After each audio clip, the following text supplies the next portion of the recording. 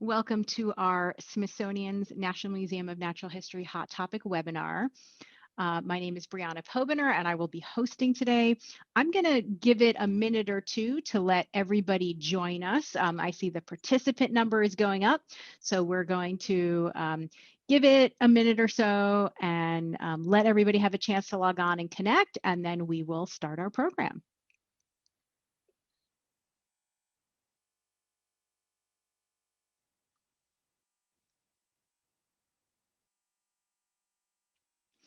Thanks everybody who's joining us in our Smithsonian's National Museum of Natural History and Human Origins program, Hot Topic program. I know that many people are still joining, so we're going to give it another minute or 30 seconds or so until we get started. My name is Briana Pobiner, and I will be your host for today, and I will go through logistics and how the program will work in just a moment. So thanks for joining us.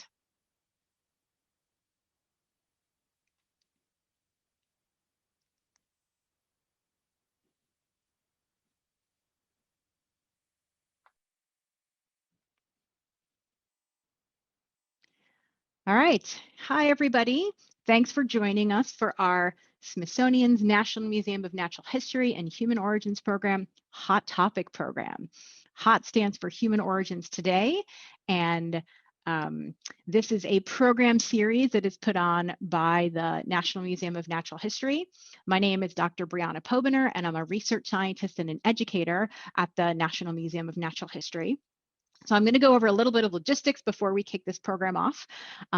We are in a webinar format, so we cannot see you or hear you if you are a participant and watching the program. We will have a presentation by our speaker, and then we will do all questions by text question and answer. So you'll see either on the bottom of your screen or on the top of your screen, depending on what device you're using, there's a Q&A button. And so it looks like two little speech bubbles. So when you're ready to ask a question, which you can do at any time during the program, please type your question into that Q&A bubble. And during the presentation, I will be behind the scenes answering questions in the Q&A that I'm able to answer. But a lot of them we will leave until the end of the program, and I will read off the questions and ask them to our presenter. I will turn off my microphone and video during the presentation to help do the Q&A. Also, I wanted to mention that this program is closed captioned. You can click the CC closed caption button at the bottom or top of your screen on Zoom to see the captions. Also, this program is being recorded, and it will be posted afterwards within about 2 to 3 weeks on the NMNH archive video website for you to watch later. I'll also announce that our next Hot Topic program that we have lined up will be on Thursday, November 19th at 11:30 a.m. with Rebecca Ragg-Sykes, and it is called Defrosting Neanderthals. So we can give you some more information about that program. Since you have signed up for this one, you will get an email inviting you to register for that program. All right, so now we will start the program in earnest, and I'm going to introduce our speaker. So Tina Lasisi is a Ph.D. student at Penn State University. She's interested in the evolution of human phenotypic variation among populations. Her doctoral research focuses on the evolution of human hair variation. Tina's other research interests include social perceptions of race and the history of scientific racism. So now I'm going to invite Tina to share her screen. And when she is ready and that's done, I will turn off my microphone and I will turn off my video and go behind the scenes in order to start answering some of your questions. Looks great, Tina. You're all good to go. Thank you. Okay, awesome. So thank you all for joining here today. This is my first Zoom webinar, so it's all very exciting. And as Briana said, I'm a PhD student, and I will be talking to you about some of my research on hair today, and specifically about the issues of trying to force hair variation into racial categories.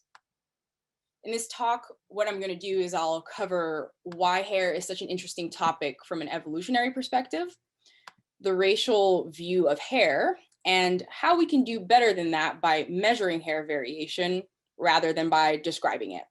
And finally, I will briefly discuss the importance of scalp hair for human origins. So why study hair of all things?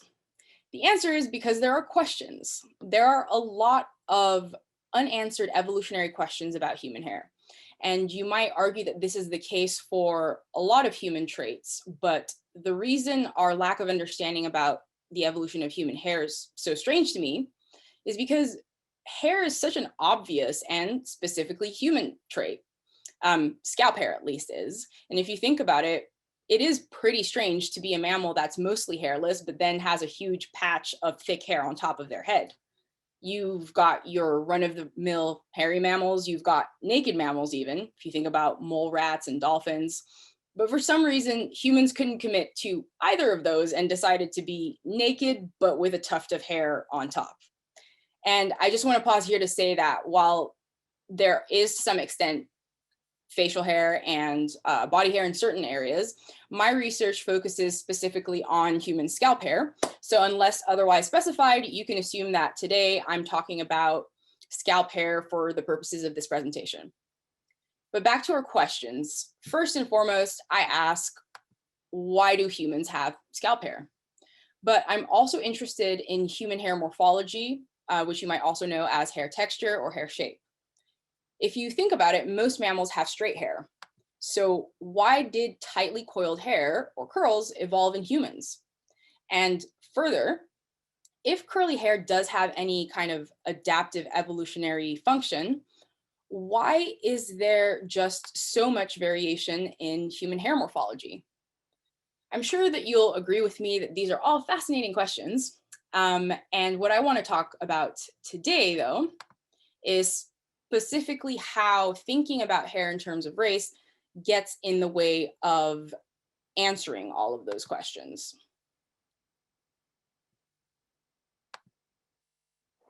Hair is what you would call a racialized trait. So what does that mean? Well, it means that we divide variation in hair according to race, which might make you wonder who actually uses racial categories and what racial types of hair are there out there. The funny thing about hair is that while we might not know very much about its evolutionary history or function, it is a trait that humans pay a lot of attention to. Hair is often discussed in racial terms in forensics, for example. Hair is considered trace evidence. So when it's recovered at a crime scene, forensic scientists specializing in fibers will use it as evidence. And even though the goal is often to compare the hair sample they found to that of potential suspects, as part of their analysis, they try to establish what race hair belongs to. Here, for example, we see the supposed racial characteristics of hair. And what I want to draw your attention to are the cross-sectional descriptions, because we're going to come back to that later. Another field that often uses racial terminology is dermatology. We often think about dermatology as relating to skin, but hair is technically part of the epidermis. So dermatologists will see patients with conditions that affect their hair.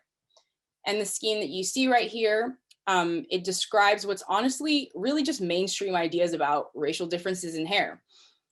People whose biological race is Black have frizzy hair with a flat cross section, and then Oriental people invariably have straight Black hair with round cross sections, while you have white people who have a huge range of hair colors and textures.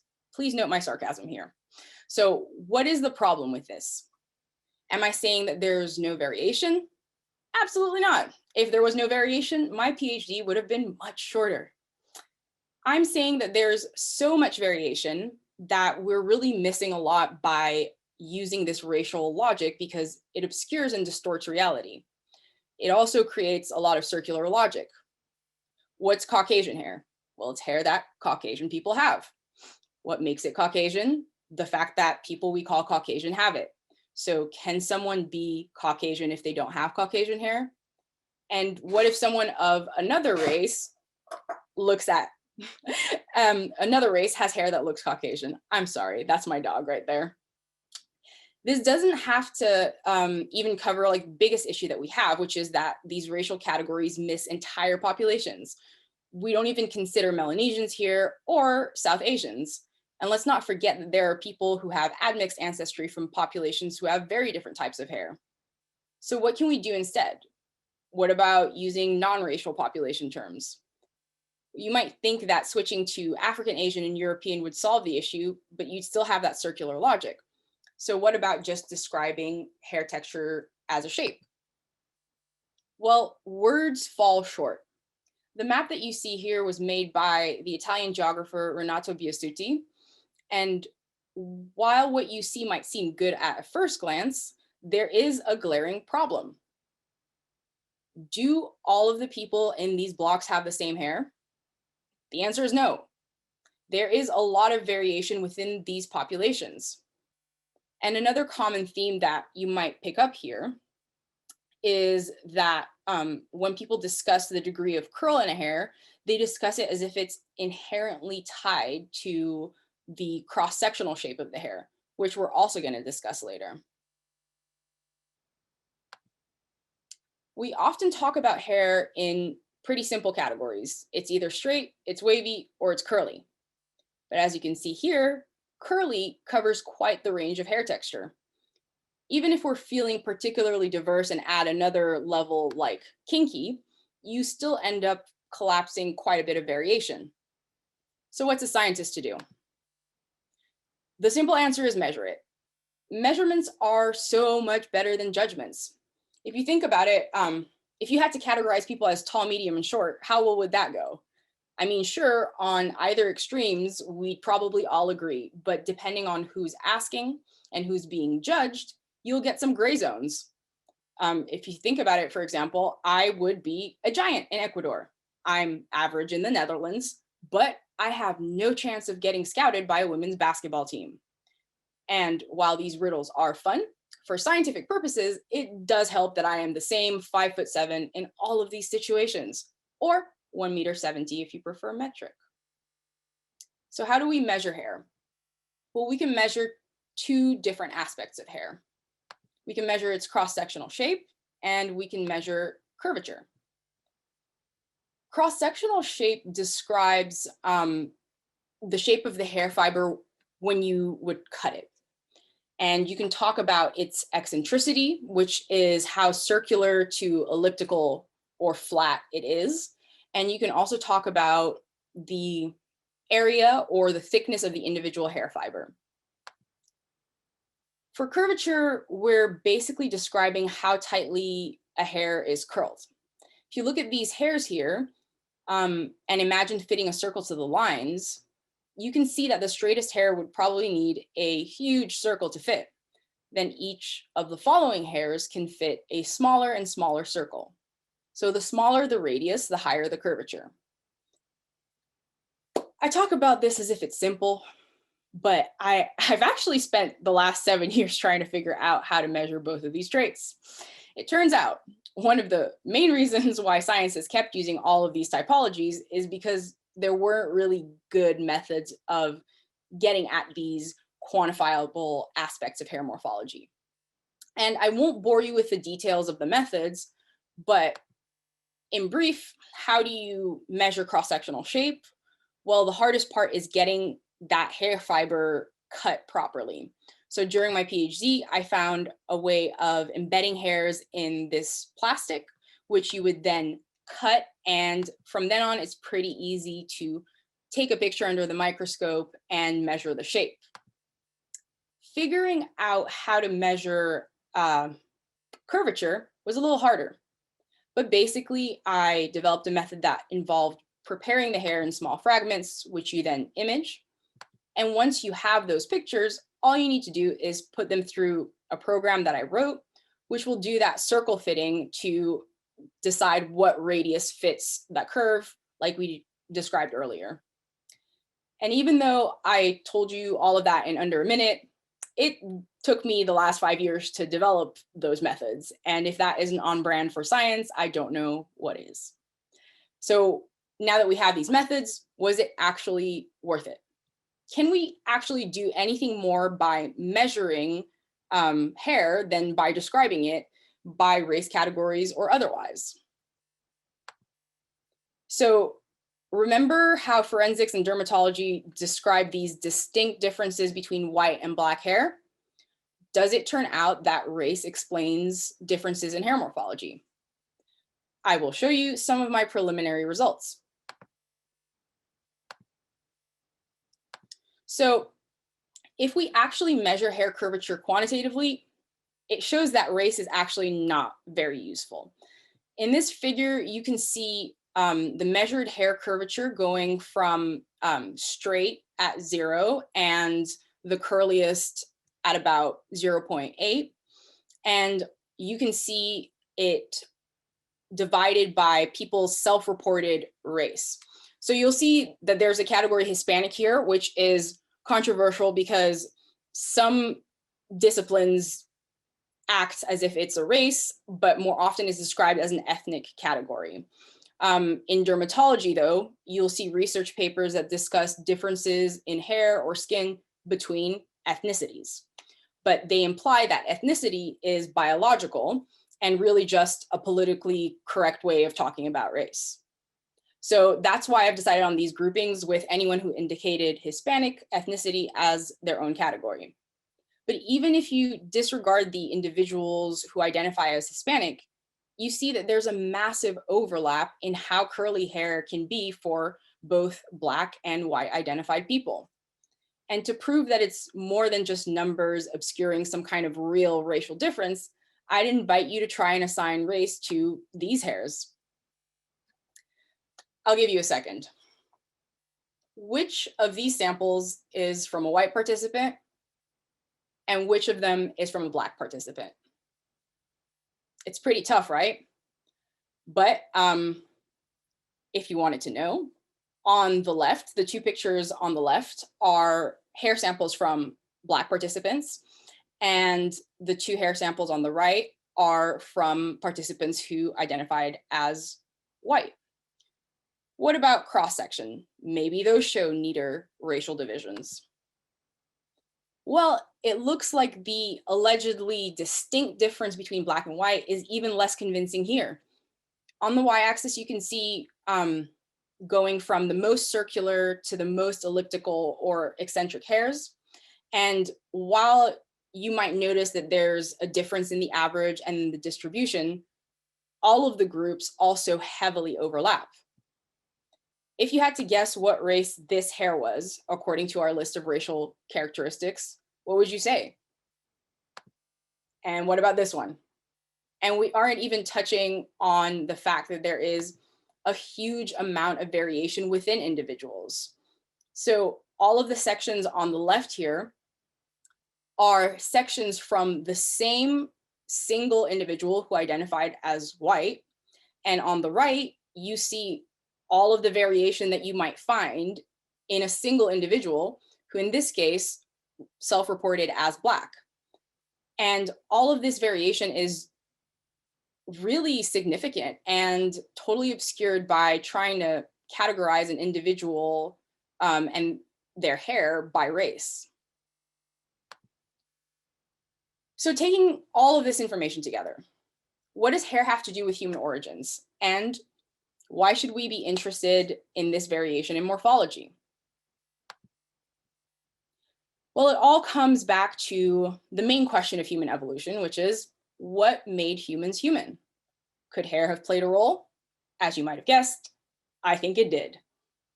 The story of human origins often focuses on a few major traits.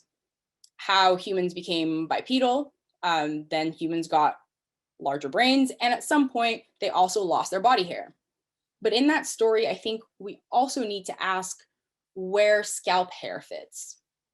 The hot, sunny climate in which our ancestors evolved is often pointed to as a key factor causing selection for a loss of body hair and an increase in sweat glands. But another important consequence of being a biped in a hot, sunny environment is that your big head containing that massive brain is sensitive to heat. Yet it's your head that is the part of your body that's most exposed to the sun. So did hair, and specifically tightly curled hair, maybe evolved to protect our brains from solar heat gain. In brief, my dissertation research says it did, but I would need a whole other talk to give you the details on that. Suffice to say that there are a lot of questions that remain unanswered. What kind of hair did the earliest humans have? Well, based on what we know so far, we would guess that it's some range of tight coils like we see across modern African populations. What happened as humans expanded out of Africa and faced new environments? What about archaic hominins? Unfortunately, hair doesn't leave a trace in the fossil record. But with the tools we have to measure hair morphology now, we can much more easily uncover the genetic variation that underlies this hair morphology. And being able to do that allows us to use that genetic information to reconstruct an evolutionary history. And we've just talked about variation in modern humans now, but there are populations who left Africa much earlier. You'll know them as Neanderthals and Denisovans. Until recently, we only had bones for Neanderthals, and we didn't even know about Denisovans. But now, with ancient DNA technology, we've been able to peer into the genomes of our long-lost cousins and even see what fragments of our genomes we inherited from them. Did Neanderthals evolve thick, straight hair to keep warm? Did they have curls? Those are questions that are a lot easier to answer now, or at least we're a lot closer to finding out those answers if we're able to do this kind of evolutionary history reconstruction based on genes that we can find out are associated with hair morphology. But most importantly, we're no longer bound by the need to impose racial terminology, because in this case, how would you even do that? We all know that modern humans are much more closely related to each other than any of us are to Neanderthals or Denisovans. So they wouldn't even fit within our racial frameworks. And this, combined with everything else I spoke about today, I think truly reaffirms the importance of breaking down these ideas about races as being biologically meaningful categories, because they're not. So, conclusions so far. To sum up, my research says race is misleading. And we now know and have confirmed and have data that shows that measuring actually reveals complexity in hair morphology that we would otherwise miss, regardless of whether we are using a racial framework or even subjective typologies that just describe the shape, like straight, wavy, or curly. But despite all of this, we still have a lot to learn about hair, why we have it, and why it's so variable. So I'd just like to take a moment and acknowledge the wonderful people and Pupper who make this work possible. I'm sure you'll all appreciate that having a poodle is extremely appropriate for a hair researcher. Thank you so much for your attention, and I hope I've managed to pique your interest in the subject, and I'll be happy to take any questions now. Wonderful. Thank you, Tina, for that really interesting presentation. We do have some questions that have come in already, so I will start with those. And for anybody who wasn't here for the introduction, I just want to review, if you have a question, please type it into the Q&A button, which is either on the bottom or the top of your screen with the two speech bubbles. And also, this presentation is being recorded, and you can see in one of the answered questions the link to where it will be posted probably within the next 2 to 3 weeks. All right, so I'm going to start with a question from Allison, who asks, what physical characteristics causes hair to curl? Is one side of a strand shorter or denser than the other? That is an excellent question. Love it. So, funny story. A lot of people often use like this misnomer that curly hair is woolly. And that is actually false, but the mechanism you described right there, that one side is shorter and the other side is longer, is exactly how wool crimps. So we know for wool, because there has been, I think, a lot more research done on the biology of wool than on human hair. there is a lot of research that shows that when you section a bit of wool fiber, you can actually see those different types of cells. Now, when it comes to humans, all the research that people have done so far hasn't shown that specific method and mechanism of curl in humans. So from my reading, I would say that we still don't know that, but you will read that different people have formed different conclusions. So one thing that you hear a lot is that the cross-sectional shape dictates how curly hair is, which is something that you'll remember from that map and a lot of the other, what do you call it? A lot of the other frameworks for discussing hair morphology. Sorry, I need to figure out where the Zoom went. Oh, I think we unshared your screen just so we can have our conversation.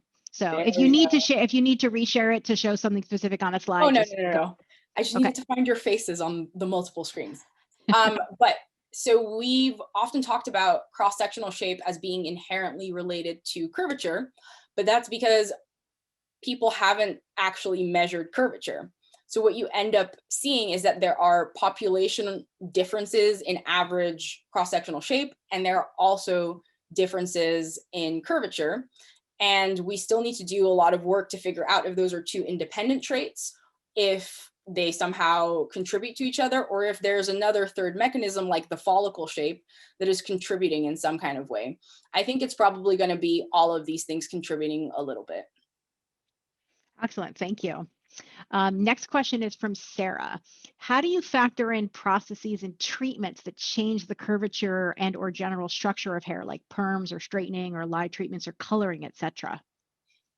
That is an excellent question and a constant source of frustration.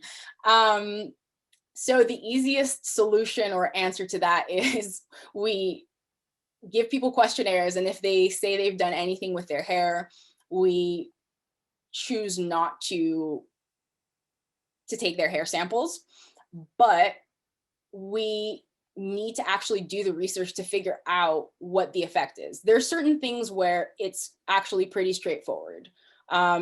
If you perm your hair, the curvature measurement will be off. But if you are using a flat iron and we wash it and it reverts to some extent, does it revert all the way back to what it originally was?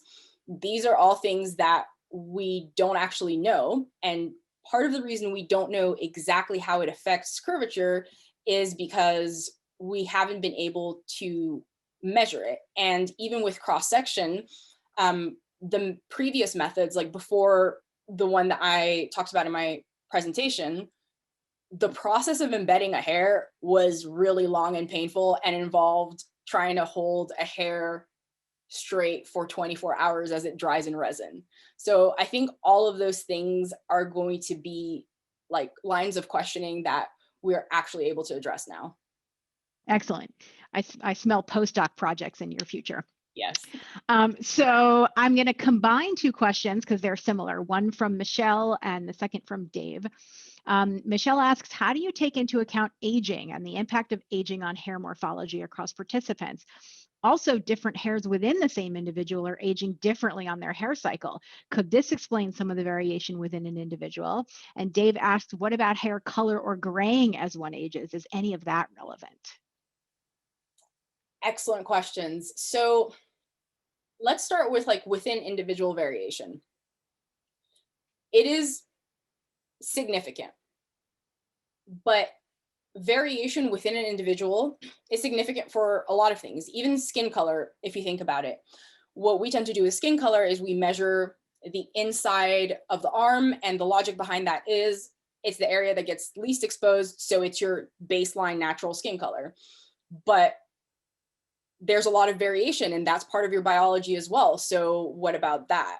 And essentially what you end up having is a gold standard that people accept for, okay, we're going to take this as representative in people, and we're going to agree that we're all measuring the same thing. So what we tend to do is measure or take hair samples from the crown of the head and say, okay, but we're comparing the same thing for everyone. But there are also people who specifically look at this intra-individual variation.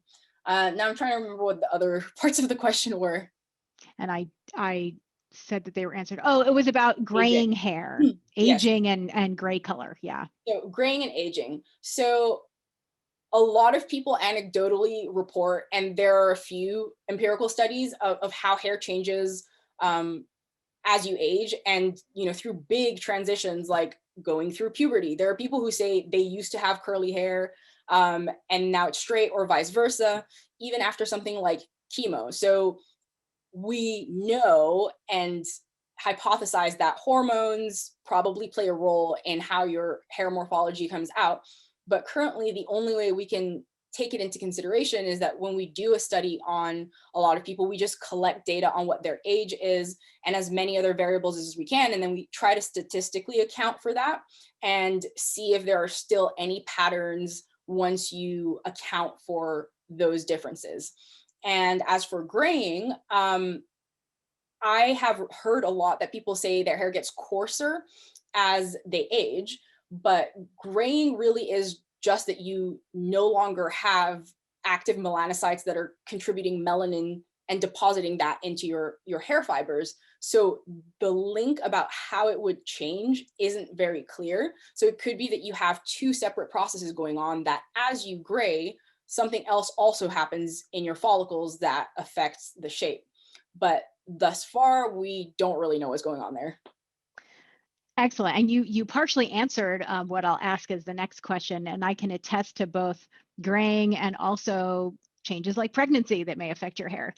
So Sandra asks, is nutrition a factor in the variability of human hair? And then what about hormone levels that shift over time?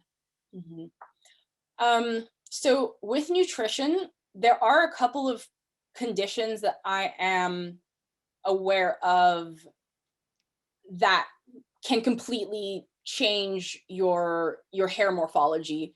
Whether it is making the hair much thinner. There's also one particular disease that's associated with malnutrition where your hair actually turns red. And there's a few other things like that. And long story short, everything affects hair because your hair is constantly growing. It's in a cycle where it will have a growing phase, which is anywhere from a year to 7 or 10 years, a resting phase, and then a phase in which it falls out of that follicle. But it's constantly being supplied by this follicle, which is close to your blood vessels, which is also one of the reasons why people drug test hair. So everything you eat, everything that goes in your bloodstream will probably be found and discernible to some extent in your hair fiber.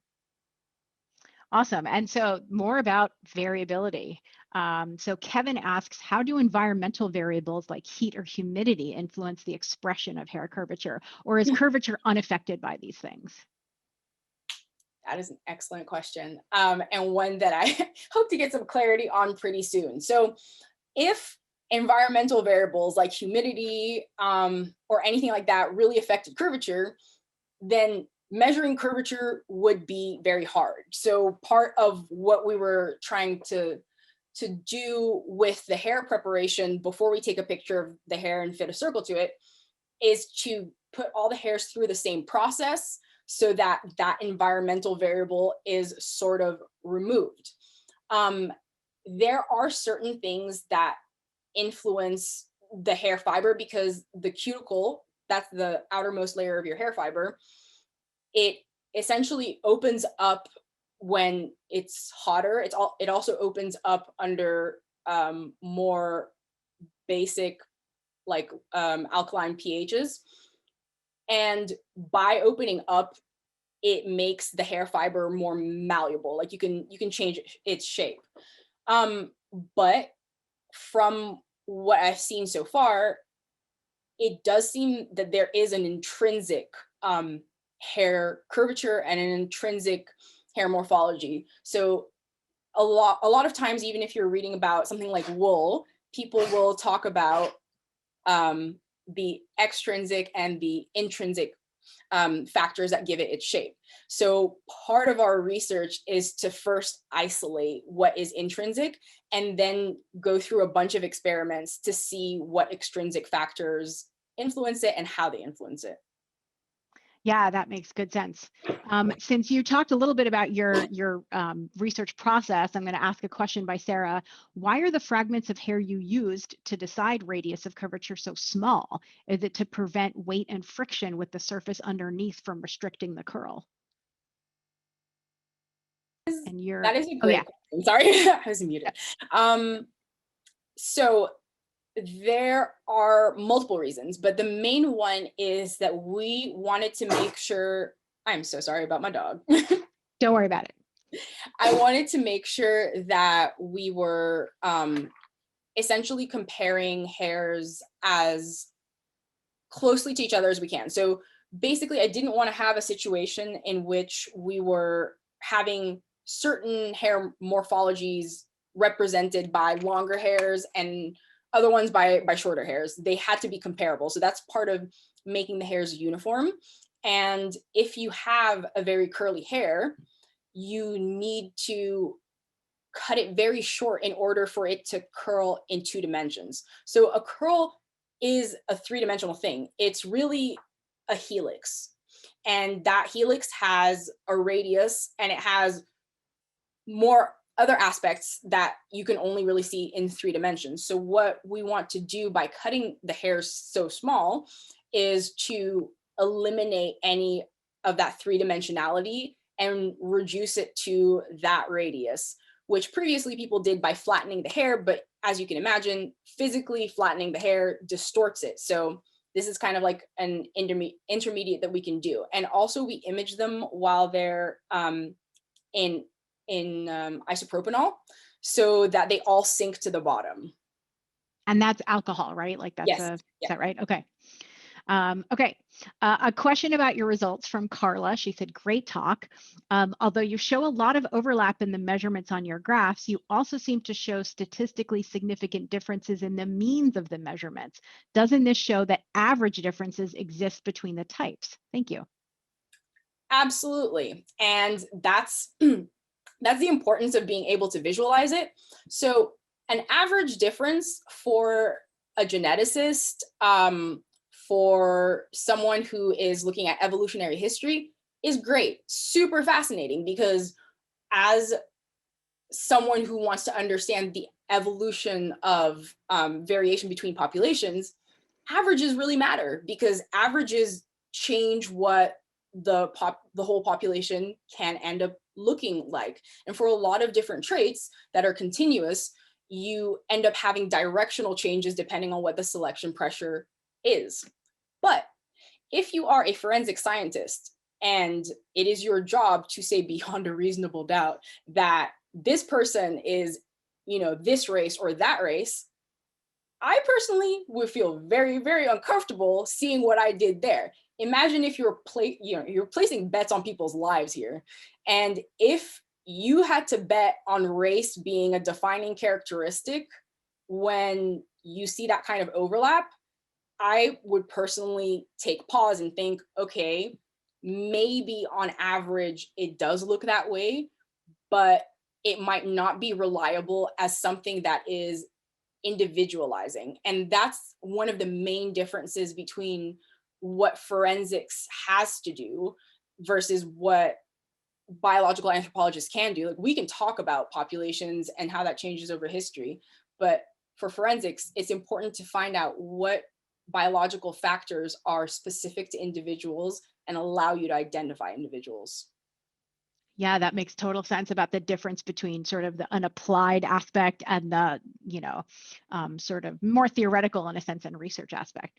So I have a great question that may be a big question, but we'll see, from Nisa, who asks, it seems like there's a lot of variation in the quality of hair, like curvature and texture, et cetera, but I'm curious how heritability plays into that variation.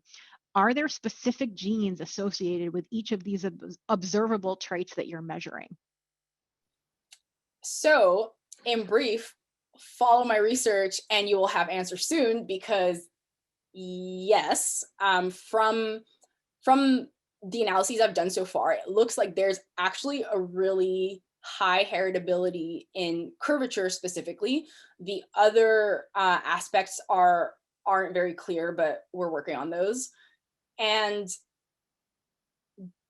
basically, that's the really great thing about being able to measure it. Those things weren't visible without measuring, because you just lose a lot of statistical power when you bin things. But as Absolutely. for genes, we don't know which ones yet. Actually, I like that. Stay tuned. Here's a good question from Ava. What are the morphological differences between body hair and scalp hair, or between hair and fur? Excellent question. So the difference between hair and fur, for some reason, is something that constantly gets me riled up. Fur is hair, hair is fur. It's like, it's the same thing. It's not like we're talking about the difference between feathers and scales and hair. That's different. But all mammals have hair. You can maybe make some actual qualitative statements about the difference between whiskers, like those are very specialized hairs, or ear hair, not like the kind that you get after a while, but the kind that helps you hear. You guys know what I'm saying. And as for body hair, well, it depends what area of the body you're talking about. In general, people distinguish two types of hair: terminal hair, which is hair that is pigmented and thick relatively, like what we see on our heads, or even individuals who grow facial hair, beards, mustaches, eyebrows, like those would be terminal hair, as opposed to the kind of light peach fuzz you have all over your body, because we're not actually hairless. It's just that our hair follicles are what you call miniaturized. Most of them are much smaller, and so they produce these super teeny tiny hairs. But there's only a few parts of your body that are what you call glabrous, so like your hands, the palms of your hands, and the soles of your feet. Those are truly hairless. When it comes to talking about what's the difference between beard hair and scalp hair, or pubic hair or axillary hair and scalp hair, it's complicated. That's always the answer to everything. But it's a lot. Generally, body hair that is terminal is a lot coarser, and by coarser people mean it's thicker, and it often doesn't have like this helical pattern. If it does curl, it has these convolutions, these constrictions, and these kinks that are really, really different from scalp hair. But that also really varies between populations. Not all beard hair is the same. Like there are some people with like silky beards. Like I'm impressed, like super straight. And yet most of the beards we're exposed to are, that have that scraggly quality. So that was a bit of a rant, but it's a really interesting question, and we don't really have definitive answers, but people do look at those differences. That's pretty cool. Okay, a question from Patricia, which is a little bit more about the origins part, kind of. Has anyone done the functional tests to show that texture of hair does indeed affect capacity to keep the brain from overheating? Yours truly has, to some extent. Like, so there's a lot of different experiments we would need to do for that, but I have done some experiments, which I'm working on writing up, where like even to my surprise, there's a huge effect of hair morphology. So the difference between being out in the sun with no hair and being out in the sun with hair, intuitive. You want to have a hat on at least, right? You know that that's going to make a difference. But I was very surprised to find that there is like a 10-degree centigrade difference in how hot your scalp can get, depending on whether you have tightly curled hair or whether you have straight hair. And there's a lot of things that go into that. But basically, the long and short of it is, when you have tightly curled hair, and this is also why it's so important to distinguish it from wool. wool packs together, it insulates. Tightly curled human hair, like you can have like, you know, a foot of hair and it will curl back to this much. But what that means is that you have all of these air pockets then that do very specific things to solar heat gain. And that's also the very interesting thing here. Solar heat gain is really different from other forms of heat transfer.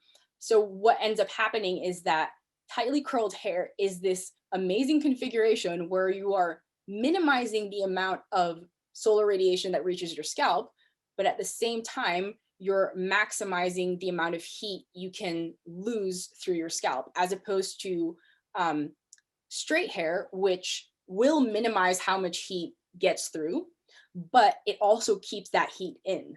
And that's usually the trade-off that you have. Like even in, you know, research, like how do we make sure firemen, you know, don't get toasted when they walk into somewhere that's flaming hot?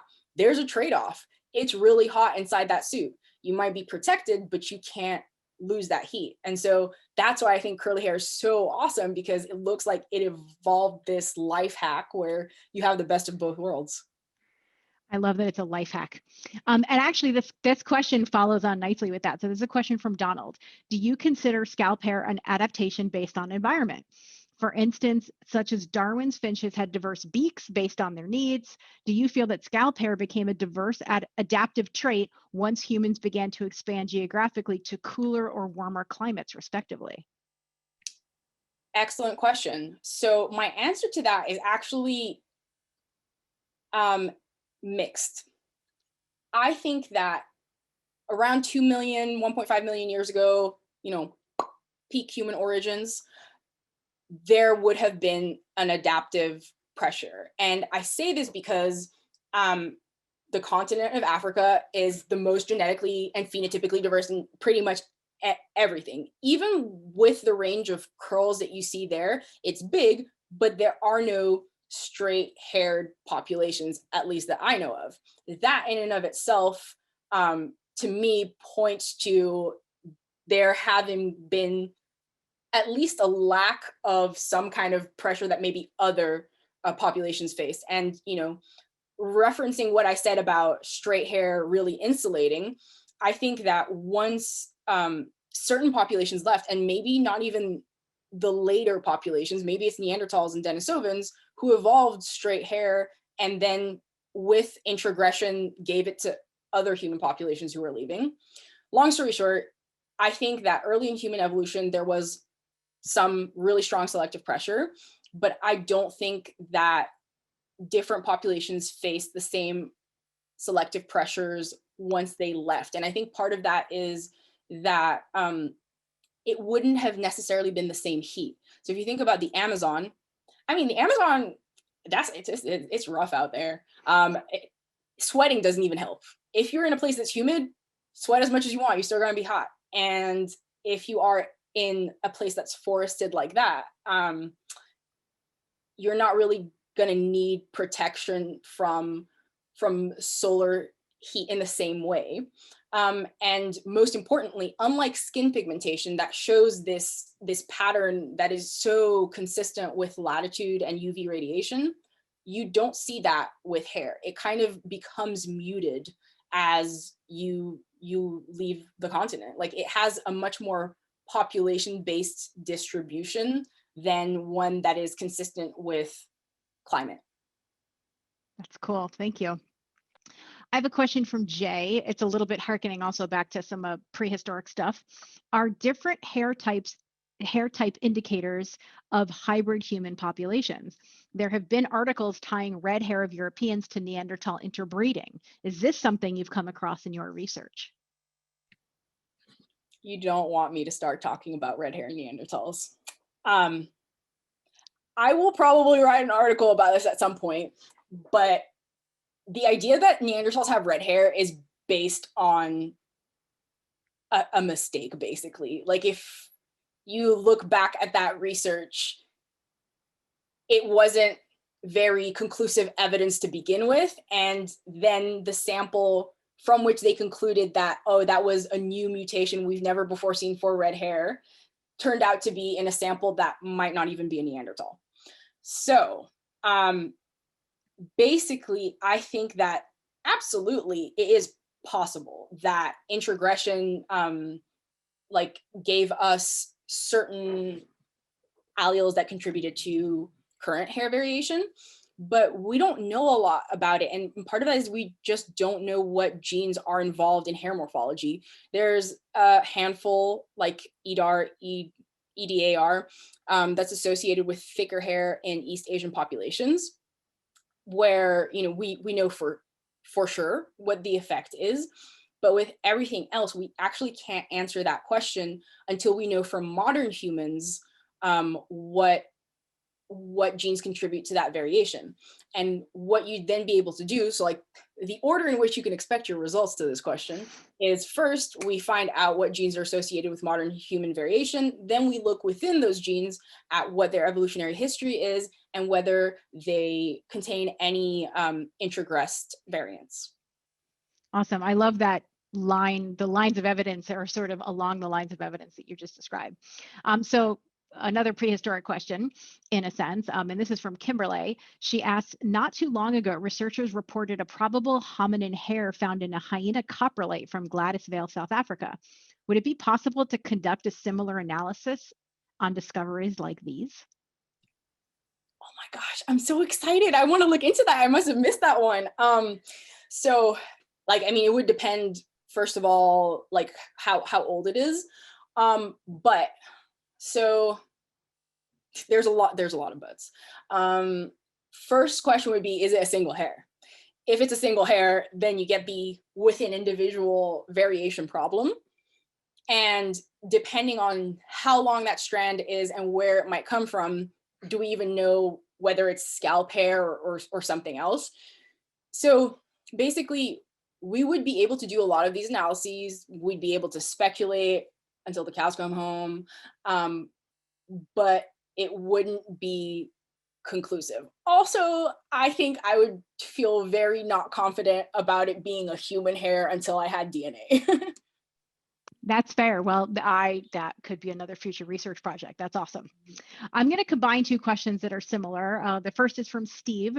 Did you find differences with regards to sex and age? If so, are there racial differences when comparing hair with the same sex and age? And Brent just asked, sexual dimorphism in hair, question mark? That is an excellent question. So as we already covered, hormones and anything that's in your blood, it affects your hair. We also know that during puberty, there are a lot of changes for all the hair around your body, but even your scalp hair.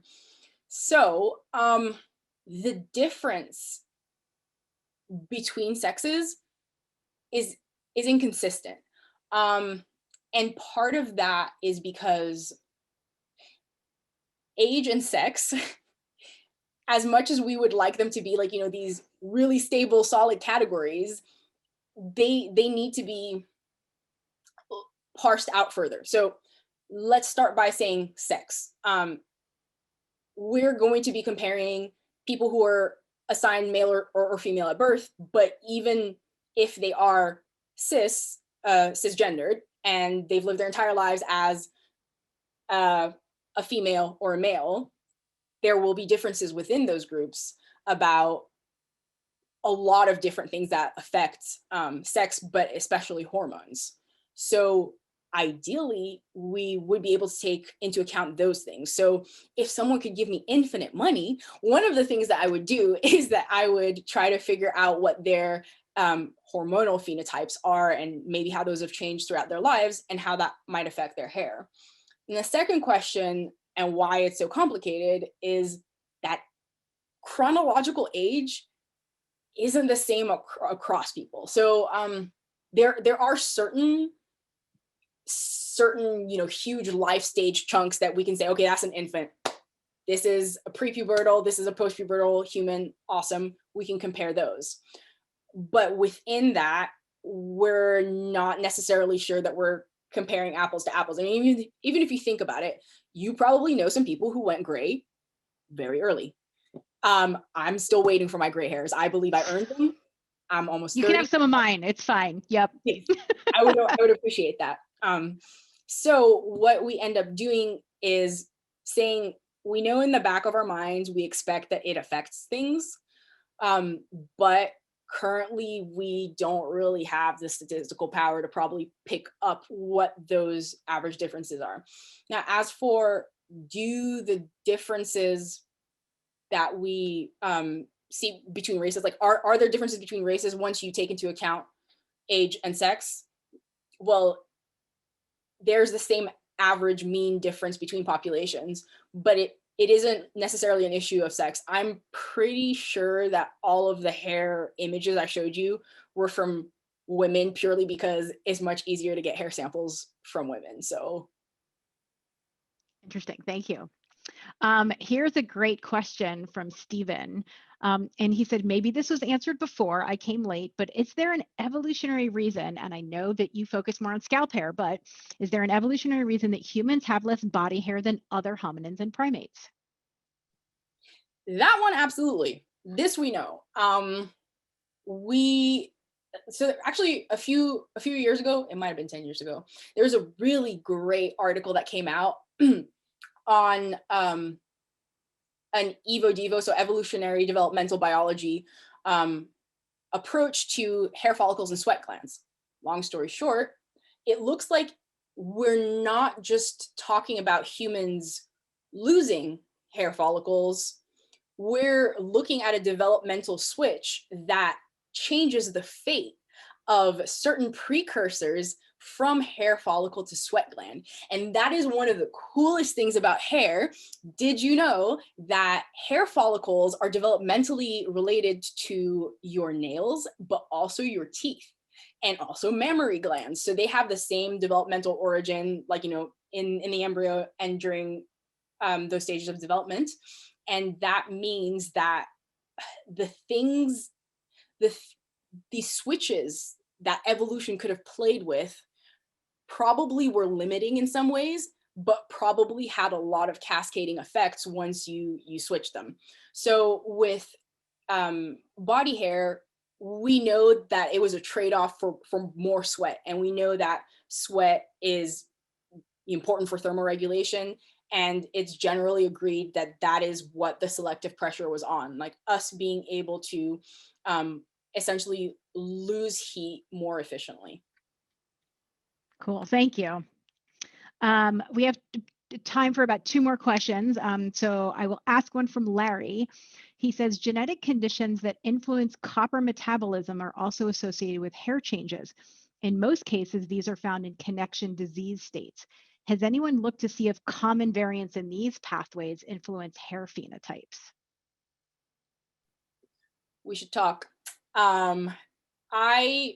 So again, believe it or not, I really think the main reason someone hasn't looked at, oh, how does that affect curvature? It's because nobody was measuring curvature. It was because before these methods, it was just a mess and really difficult to get at. So what you're talking about, those are precisely the things we want to find out, but they probably have very subtle effects. So you're probably not going to get the difference between straight hair and curly hair, or even wavy hair and curly hair, but you might get, 0.02 difference in curvature. And that might feel like nothing on the grand scale, but evolutionarily and in terms of understanding the biological mechanisms, that would be great, because then we could, even just analyze the hair itself for the content of those various minerals. Awesome. Thank you. And so, Larry, you should reach out to Tina and chat, I think. All right. So last question, because I know you're particularly interested in this as well. Miriam asks, you refer to populations. How does this differ from race? That is a really, really good question. So the way in which it differs is the way in which I use it. And that's the thing with race.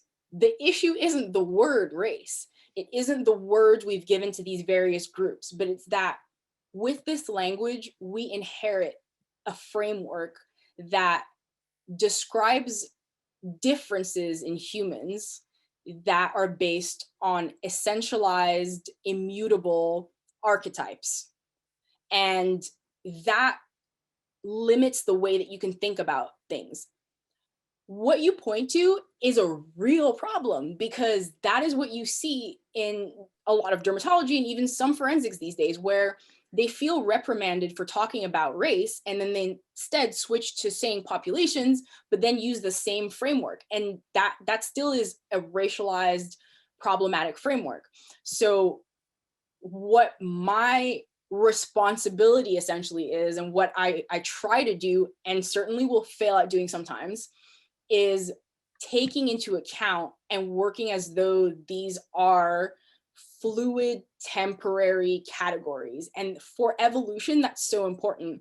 Like, not to go back too far, but this is the issue of, like, working in a Linnaean taxonomical system with evolution. How can you have types of anything if types change over time? At what point is a species a species? If we can't even say that, then how can we even say at what point is a race, a population a population? We could probably talk about the difference between Amish and Norwegian Americans. We would find genetic differences between them. But how do we interpret them? Do we say that there is an Amish type of human and a Norwegian type of American human? We don't. And part of that is because we understand that, oh, but that's like, a very recent and superficial difference. So yeah, just to answer your question, basically, that's really perceptive, and it's in how I use it.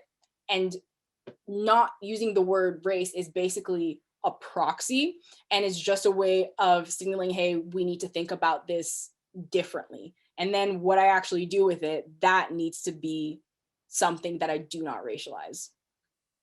Thank you. All right, so we're going to wrap up, and I am sorry we had some great questions we didn't have a chance to answer, but I want to remind everybody that if you want to watch a recording of this webinar, it will be on the MNH archive video website, and the answer and the link for that is already posted in one of the Q&A answers. Also, our next Hot Topic, Human Origins Today topic program will be Thursday, November 19th at 11:30 a.m. Rebecca Ragg-Sykes will talk about defrosting Neanderthals. And so everyone who is registered and joining this program will get a recording of that. The last thing, I don't know if you like this resource as well, but I often will point people to understandingrace.org as a really nice online resource for understanding differences between modern human variation and the cultural construct of race. So, excellent. So thank you, everybody. It was great to see so many people tune in, and hopefully we'll see you next month. Bye-bye.